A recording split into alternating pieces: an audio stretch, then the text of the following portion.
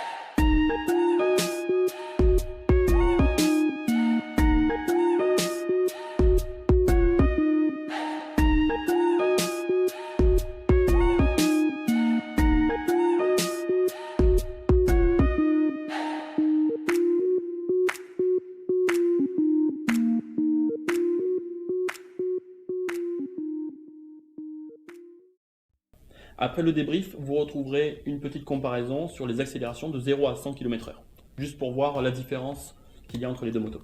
C'est vrai qu'on compare ces deux motos, mais c'est deux motos qui Totalement sont différentes. ouais. Mhm. Par la cylindrée, tu as une 500, tu as une 650, il y en a une qui fait 68 chevaux et l'autre elle est en full à 47. Mhm. Donc forcément on les compare, mais à la base elles ne doivent pas être comparées. Non, complètement. Ouais. Voilà, tu viens d'essayer ces deux motos, on s'est mis au chaud tranquille parce que dehors ça pique. C'est mieux. Voilà. Avant de nous donner ton verdict, il faudrait que tu me donnes ce que tu as aimé et ce que tu n'as pas aimé sur la CBR. Alors, ce que j'ai aimé sur la CBR, c'est sa légèreté. Ouais. D'une. Comme moi, je viens d'avoir le permis, voilà, je suis petite. En plus de ça, je fais 1m56 pour 52 kg. Mhm. Donc, je craignais un peu le gabarit de la moto, en fait.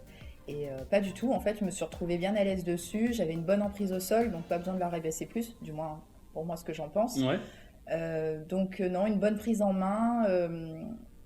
Elle est légère comme moto, elle se conduit bien, elle se conduit facilement. Non, vraiment top. D'accord. Ensuite, l'esthétique de la moto. Bon, là, je l'ai essayé en rouge et blanc. Mhm. Moi, je préfère le modèle noir. Après, voilà, ça reste une belle moto qui donne des allures sportives, Ouais. malgré que ce soit une fausse sportive.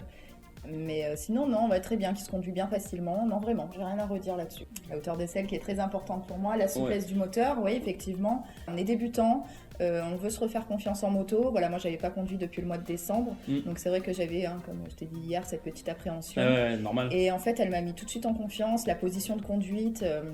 Et c'est surtout, vraiment, j'insiste, c'est surtout sur sa légèreté, en fait. Ouais. Voilà, c'est le fait que c'est moi qui l'a dominée et pas elle qui me dominait. Donc ça c'est pour les points positifs. Maintenant les points négatifs, qu'est-ce que tu n'as pas aimé sur cette moto? Alors, les points négatifs, c'est que on sent qu'elle est joueuse, légèrement joueuse, on va dire. Ce que je n'ai pas aimé, c'est quand j'ai voulu lui pousser dedans, en fait, elle n'a pas de reprise. Tu veux conduire, tu veux rester simple, tu veux avoir une conduite réglementaire, j'ai envie de dire. Ouais, bien sûr. Voilà, c'est parfait, c'est le genre de moto qu'il faut. Maintenant, si tu veux t'amuser un petit peu plus, si tu veux un peu la taquiner ou quoi que ce soit, Ouais, je vais faut pas plus dire taper qu'elle va dedans. peiner, ouais, voilà, mais il faut vraiment l'envoyer. C'est-à-dire que, voilà, elle fait ce que tu lui demandes, je veux dire. C'est-à-dire, t'accélères, tu restes à une vitesse stable.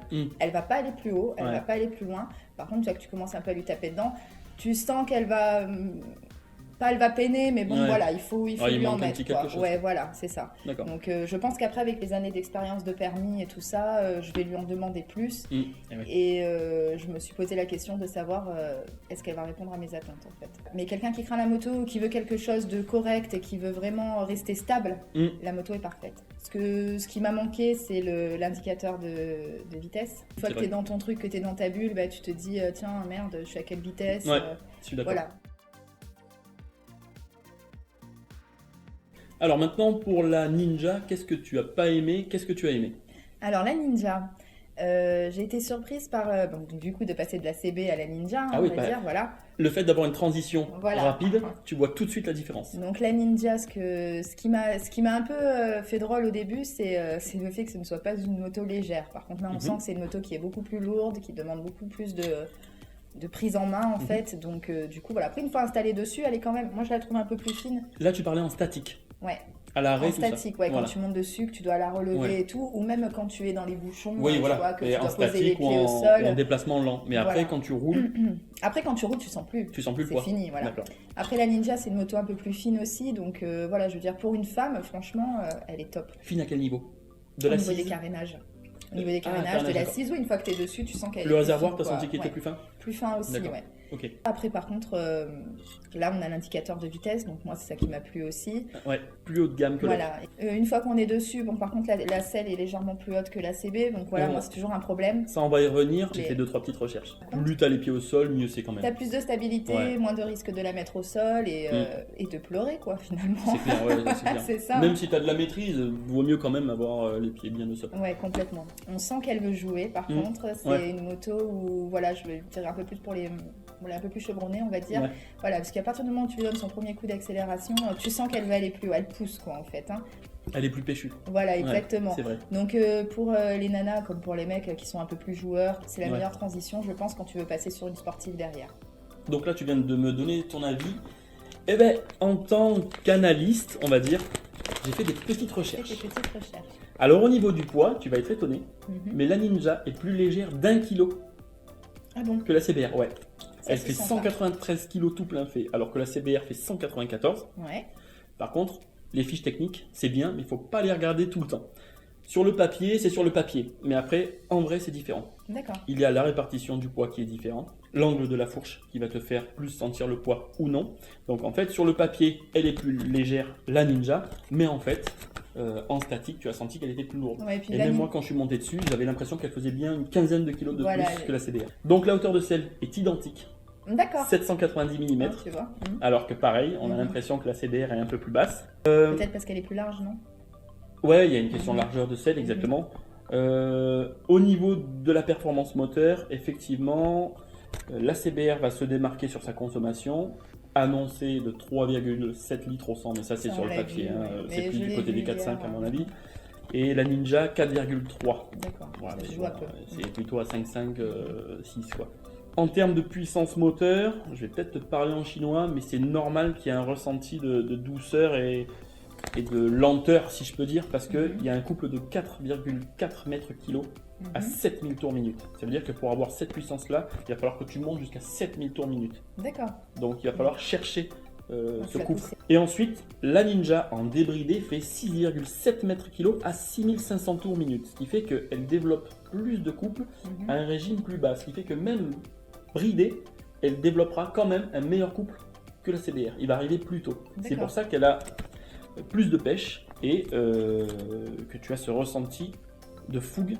Si on devait faire une fréquence, la CBR va être linéaire et la Ninja va être plus puissante en début et ensuite va se calmer dû à la bride. Elle va intervenir à partir de 7000, 6000, 7000 tours. D'accord. Alors maintenant, parlons assurance. Comme tu m'as dit, et là tu m'as ôté d'un doute, je croyais qu'elle était en catégorie sportive. Non. Ce qui fait qu'en assurance, quand on débute, c'est juste pas possible. C'est un roadster maquillé en sportive. Chez AMD, j'ai regardé les tarifs pour quelqu'un qui a 3 mois de permis, 20 ans, première moto. J'ai vraiment pris le tarif le plus cher possible, le basique, mais le plus cher possible. Alors si on paye en une fois, c'est 816 € au tiers. 816 € si on paye en une fois. Si tu payes en 12 fois, ça te fait 72,30 €, ce qui fait 867 €. En tout risque, alors c'est là en tout risque où c'est n'importe quoi, tu repayes ta moto. Tout risque, si tu payes en une fois, 2104 €. Ah oui, quand même. Ouais, quand même. Ça rigole pas. Ça rigole pas. Ouais. Et si tu payes en 12 fois, 2220 €. En 3 ans, même pas, tu repayes ta moto, quoi, tranquille. C'est énorme. Ah ouais, et ça te fait donc des mensualités de 185 € par mois. C'est énorme. C'est incroyable, c'est incroyable. Voilà, après je tiens à préciser quand même que sur ces deux motos, on n'a pas une position de conduite sportive. Pas du tout. Tu peux le voir, hein. On est en position roadster. Roadster donc, avec un guidon semi-bracelet. Oui, voilà, un petit peu plus travaillé. Ensuite, c'est pas plus mal parce que je te dis, quand on vient d'avoir son permis, moi je suis clairement intéressée par les sportives. Moi, ce sera mon choix plus tard. Donc, si tu veux de la moto sportive, 1 à 2, t'as que ces deux-là. Après, voilà, moi de ce que j'en juge hier, de ce que j'ai essayé, tout ça. Pour quelqu'un comme moi qui n'avait jamais fait de moto avant et qui a toujours connu la moto en tant que passagère, du coup voilà, c'est pas plus mal. C'est pas plus mal pour se connaître et pour connaître sa machine. Ah ouais, c'est pour ça que c'est bridé au début. Hein. Voilà, après avoir dans le temps, tu sais que la CBR 500R ne se débride pas. Ah ouais, elle est en full. Elle est en full, donc elle ne se débride pas, tandis que la Ninja peut se débrider par la suite. Ouais. Donc après, tout dépendra de ta conduite, de ce que la personne veut avec sa machine. Alors maintenant, on arrive à ton verdict. Allez, dis-moi tout. Qu'est-ce que tu choisis entre les deux? J'ai plus le coup de cœur pour la Ninja, parce que déjà, j'ai une tendance pour les sportives. Donc pour moi, c'est ce qui va s'en rapprocher le plus. Donc voilà, donc vraiment la Ninja, pourquoi? Parce que dès que tu commences un peu à lui taper dedans, elle répond tout de suite.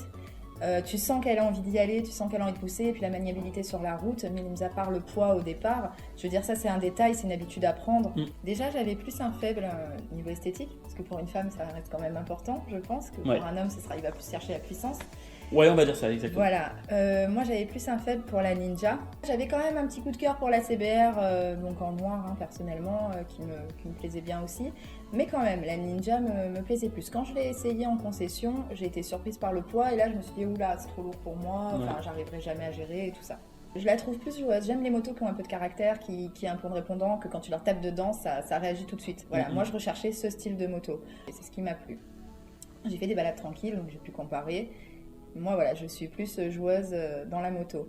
Mis à part que la Ninja, je la ferai rabaisser, ça c'est sûr, parce que moi je vais avoir vraiment de l'emprise au sol et que là j'étais sur la pointe par rapport à la CBR, donc tu vois, malgré qu'il y ait les mêmes hauteurs de selle, comme quoi, il faut essayer. La largeur de selle. Comme quoi, il faut essayer, voilà. Et ensuite, l'avantage aussi de la Ninja, c'est que je peux la débrider. Mais voilà, moi, mon choix se porte plus vers celle qui va faire le plus sportive, en fait, qui va se rapprocher à mon idée. Tu l'as vu tout de suite, sur la route, j'étais beaucoup plus emballée. Voilà, après, je me suis sentie plus à l'aise et j'ai eu envie d'aller la tester, tout en me mettant en sécurité, bien sûr. Mais j'ai eu envie de la tester un peu plus que la Honda. Ce test était réalisé par une novice. Exactement, ouais. Voilà, donc, spécialement pour avoir l'avis d'une jeune permis. Et en tout cas, merci à toi d'avoir fait cet essai avec moi. Bah oui, c'était un plaisir. Ouais, cool.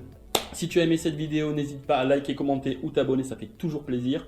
Et je te dis à bientôt pour un autre test. Ciao! Bye bye!